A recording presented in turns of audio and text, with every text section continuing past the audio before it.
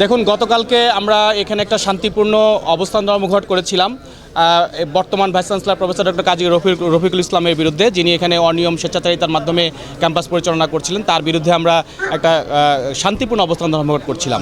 সেই শান্তিপূর্ণ অবস্থান ধর্মঘটের উপরে কাজী রফিকুল ইসলাম বাইরে থেকে বহিরাগত সন্ত্রাসী ভাড়া করে নিয়ে এসে এখানে শিক্ষক, কর্মকর্তা, কর্মচারী, ছাত্র সবাইকে লাঞ্ছিত করেছে। প্রায় 20 জনের অধিক ইনজুর্ড হয়েছেন, বিভিন্নভাবে রক্তাক্ত হয়েছেন।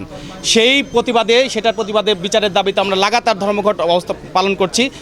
আমরা সমস্ত শিক্ষা কার্যক্রম থেকে আমরা বর্জনের ডাক দিয়েছি, প্রশাসন ভবন বর্জনের ডাক দিয়েছি। সেই পরিপ্রেক্ষিতে আজকে আমরা এখানে অবস্থান ধর্মঘট পালন করছি, লাগাতার অবস্থান ধর্মঘট পালন করছি। আমাদের অবস্থান ধর্মঘট চলবে, যেটা একটা নজিরবিহীন দৃষ্টান্ত স্থাপন করেছেন ডক্টর কাজী রফিকুল ইসলাম এই ক্যাম্পাসে। আপনারা অবগত আছেন, গতকালকে আমরা সাংবাদিক সম্মেলন করে আমরা বলেছি যে আমাদের এখানকার যতক্ষণ পর্যন্ত সুষ্ঠু বিচার না হবে, আমাদের সুষ্ঠু বিচার আমরা না পাবো, আমাদের শিক্ষক, কর্মকর্তা, কর্মচারী, ছাত্রছাত্রী সহ সবাই সকল ক্লাস, কার্যক্রম, পরীক্ষা 2 ক্যাম্পাসেই, আমাদের বহিস্থ ক্যাম্পাস সহ আমরা বর্জন করেছি এবং প্রশাসনিক সমস্ত কাজকর্ম থেকে কর্মবিরতি আমরা পালন করছি এবং এটা চলমান থাকবে। এবং আজকের মতোই যেরকম আমরা 11টা থেকে 1টা পর্যন্ত আমরা অবস্থানের যে ঘোষণা করেছি, কালকেও আমরা এইভাবে 11টা থেকে 1টা পর্যন্ত কর্মসূচি পালন করব এবং এইভাবে চলতে থাকবে যতক্ষণ পর্যন্ত আমরা সুষ্ঠু বিচার না পাবো। আমি এতটুকুই বলতে চাই যে এই চাকরি জীবনে একটা মানুষ চাকরি করে যে একটা তার সংসার চালায়, তার 2 টাকা উপার্জন হবে, সেই না। এই যে চাকরি জীবনে যে এই যে পর্যায় উন্নয়ন যে থাকে তোরা ভোট ভাইবে ভোট নাই, ভোট নিয়ে যে দেয় না, এই আমার জীবনে এই নজিরবিহীন ঘটনাটা দেখলাম। আর এই যে এক মহিলা আছে, সে চাকরি করে আজ 20 বছর, কিন্তু তার চাকরি পার্মানেন্ট হয় না। তো এগুলো কি দুর্নীতির মধ্যে পড়ে না? যে আমি নাসরিন আক্তার, আমি এই বিশ্ববিদ্যালয়ে চাকরি করি প্রায় 2 যুগ হয়ে গেছে। তো অদ্যবধি মাস্টার হলেই চাকরি করতেছি, এখন পর্যন্ত চাকরি পার্মানেন্ট হয় নাই। 5ই আগস্টের পর এই পর্যন্ত তো 2 বছর তাও হয়ে গেল। এই ভাইস চ্যান্সেলর স্যার আসছেন, তো তিনিও আমাদের জন্য কিছুই করেন নাই। এই একই অবস্থায় আমরা মানবতার জীবনযাপন করতেছি এবং শুধু আমি একাই না, আমার মতো আরও লোকজন আছে।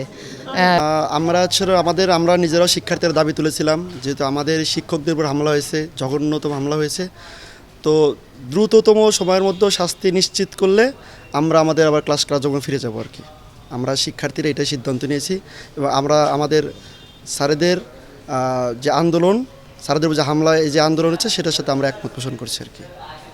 গতকালকে আমাদের বিশ্ববিদ্যালয়ের ইতিহাস সবথেকে ন্যাক্কারজনক যে ঘটনা ঘটেছে আমাদের শিক্ষকদের হাতে এবং শিক্ষকদের জন্য যে ঘটনাটা ঘটেছে সবথেকে ন্যাক্কারজনক একটা ঘটনা। এর প্রেক্ষিতে আমরা শিক্ষার্থীরা আজকে ক্লাস, পরীক্ষা সব কিছু বন্ধ রেখেছি এবং যে পর্যন্ত এর সুষ্ঠু বিচার না হবে এবং অপরাধীদের তাদের সাজা না নিশ্চিত করা হবে, সেই পর্যন্ত আমরা ক্লাসরুমে ফিরে যাব না। এবং আমরা খুব দ্রুত গতকালকে শিক্ষকদের প্রতি যে বহিরাগতদের থেকে যে আক্রমণ করা হয়েছে, তার প্রতি আমরা তীব্র নিন্দা জানাই। এর প্রেক্ষাপটে আমাদের শিক্ষকরা আমাদের ক্লাস ও পরীক্ষা বর্জন করেছে। আমরাও সাধারণ শিক্ষার্থী যারা আছি, আমাদের শিক্ষকদের সাথে একমত পোষণ করে আমরাও ক্লাস ও পরীক্ষা বর্জন করার সিদ্ধান্ত নিয়েছি। যতদিন পর্যন্ত এই অপরাধীদের দৃষ্টান্তমূলক শাস্তি না হবে, ততদিন পর্যন্ত আমরা ক্লাস ও পরীক্ষা বর্জন করব। গতকালকে বাহির থেকে আমাদের টিচারদের উপর অতর্কিত হামলা চালানো হয়। এই কারণে আমাদের টিচাররা গতকালকে থেকেই ক্লাস, পরীক্ষা সকল কিছু বর্জন করছে।